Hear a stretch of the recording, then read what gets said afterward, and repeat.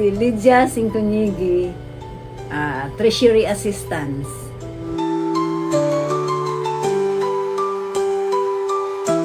Bilang isang empleyado sa company, ay ganoon ako ka-excited sa magtatrabaho at masaya ako na nakikilala ko yung mga katrabaho.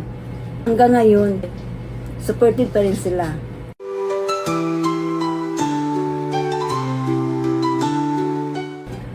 Makikisama yung sa mga katrabaho ko at hindi ako mahirapan sa kanila.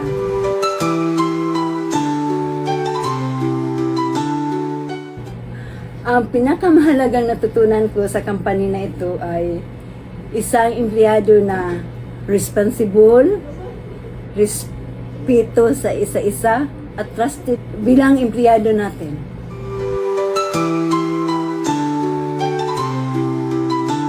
Dahil sa mas magandang serbisyo na ibibigay natin sa kanila, yung pag-assist. At kung walang customer, wala din ako dito sa company.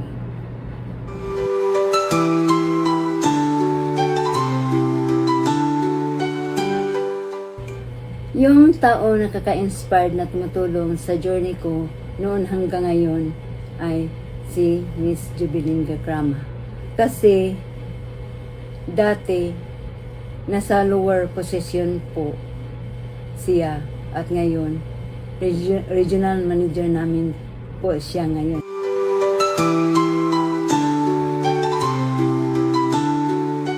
Ang pinakamimiss ko sa trabaho ko sa kampanya natin, yung araw-araw ka mag-entertain sa customer at mag-assist sa kanila.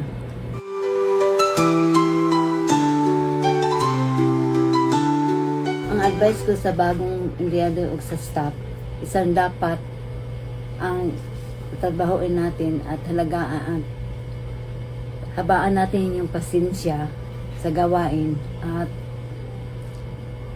at alagaan natin yung labas-pasok na customer sa ating store.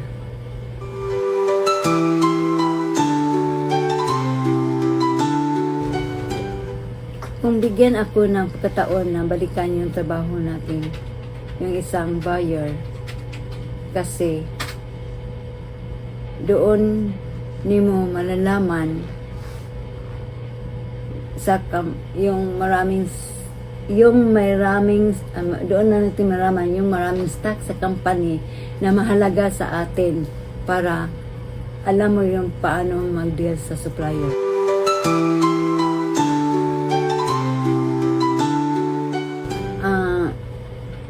Sa ngayon, wala pa akong plano mag-retire.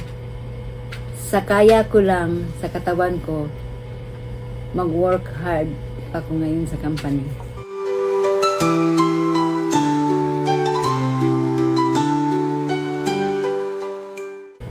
I'm so very thankful, I'm proud sa company natin na nagtatrabaho ako dito at saka mga ka-empleyad at saka mga katatrabaho ko dito sa company na tumutulong sa akin na kahit pandemic, nagsusuporta pa rin sila. At hanggang ngayon, malaking pasalamat ko sa company natin sa Expressions.